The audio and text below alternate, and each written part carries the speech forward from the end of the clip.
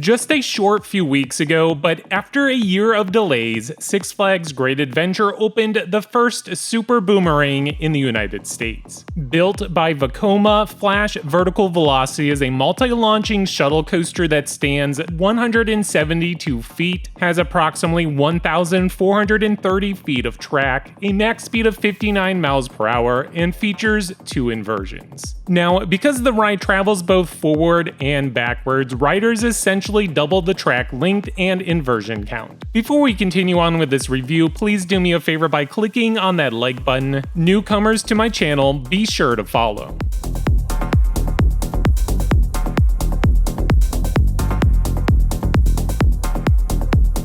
Presentation.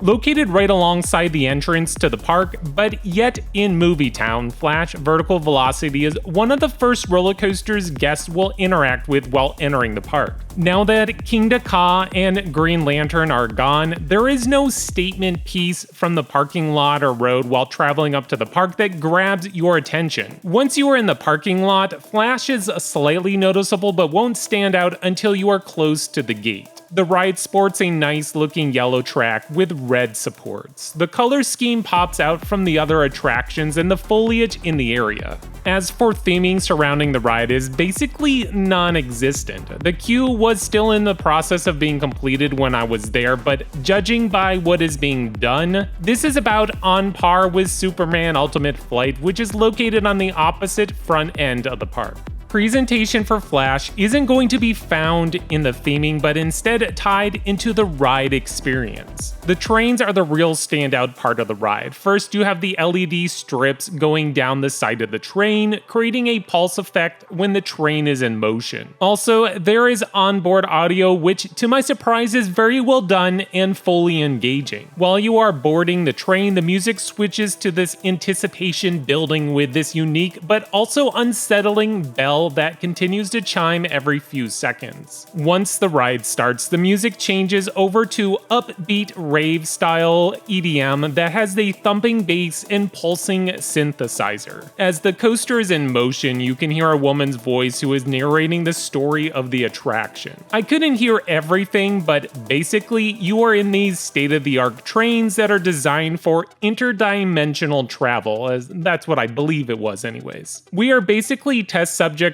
on a ride. As for the character Flash, he really doesn't seem connected to the ride, maybe indirectly, which is an interesting choice. Outside of the name and theming that is going up inside their obnoxiously long queue, more on that later, Flash isn't really the part of the story. I thought we would hear his voice or something during the ride, but we don't. It's possible that we are supposed to be Flash testing this new travel device, but honestly, it doesn't really matter. Presentation is well done when you're on the ride, adding an extra layer to the fun, earning a solid 8 score in this category.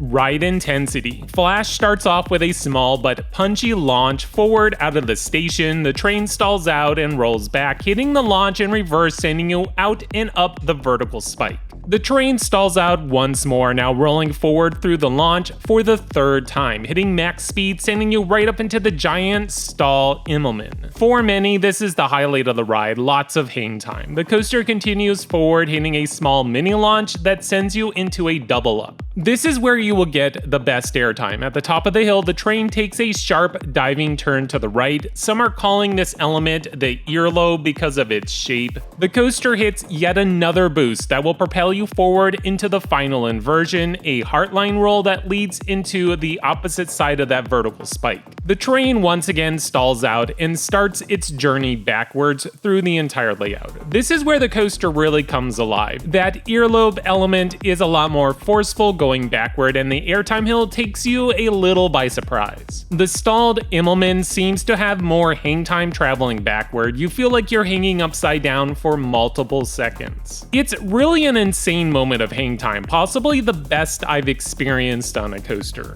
The train then starts to slow down as you make a small pass through the station, stalling out at the base of the vertical spike, then slowly rolling back into the station. For those who are looking for an ultra intense ride experience, experience will be disappointed. The launches aren't overly forceful, but still enough to get you engaged. I would say that the launch is very similar to the ones you would find on a Skyrocket 2 model. But if you were hoping this to be like a replacement to King Ka, you are going to be disappointed. The strongest moment of positive G-forces is found at the base of that earlobe element, especially when you are hitting it in reverse. All in all, with a height limit of 48 inches, this ride isn't too intense that'll scare away some younger riders. I think a score of 7 for ride intensity is about on par.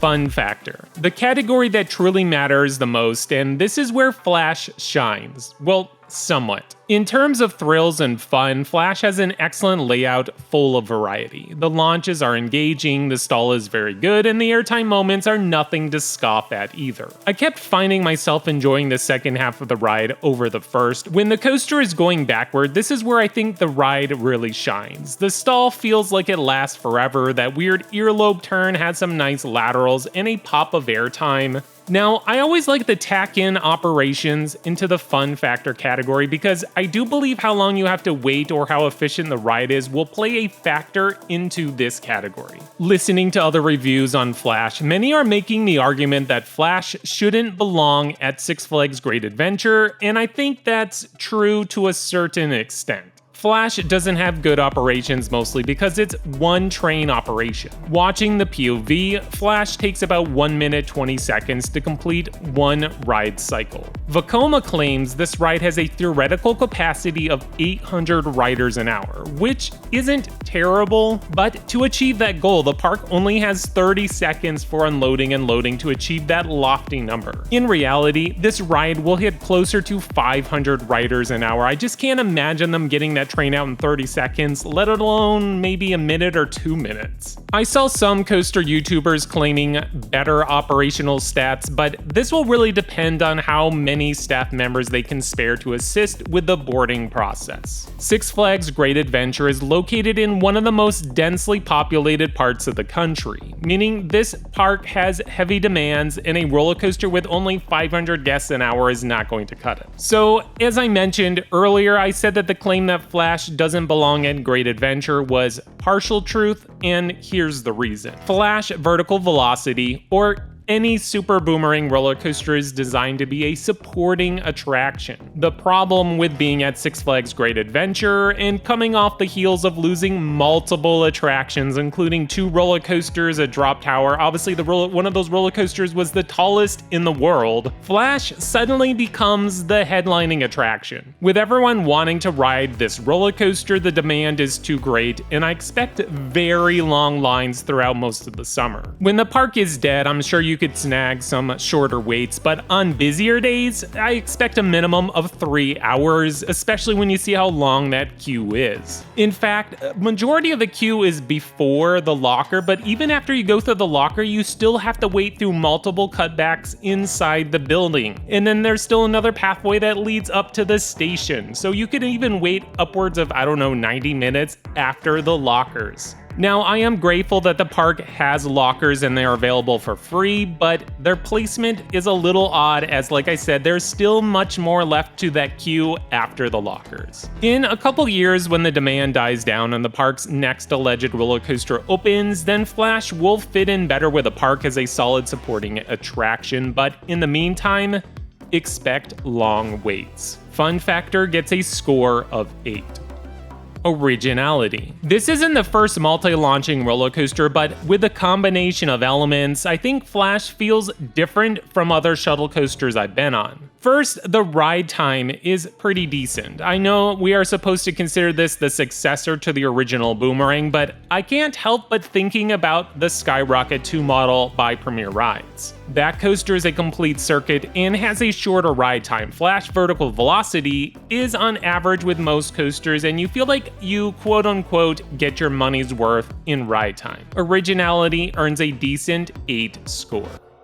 Ride smoothness. This is a butter smooth ride, no complaints of rattle or uncomfort. The vest restraints are fine and don't inhibit the ride experience. Ride smoothness earns a perfect 10 rating.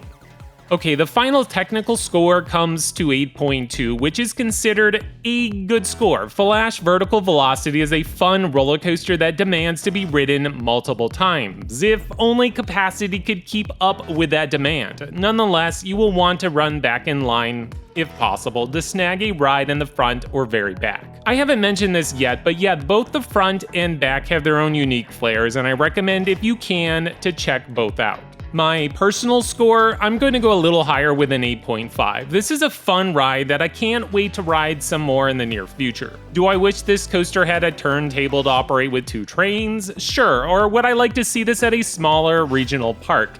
Even better. Honestly, this ride would make a decent fit at Kennywood, but anyways, I enjoy Flash. When you mix in the onboard audio with the exciting elements, hopefully the Super Boomerang takes off like the Skyrocket too. Well, that concludes this review. Tell me what you think about Six Flags Great Adventure's latest roller coaster. Until next time, this is X Screen Thrills.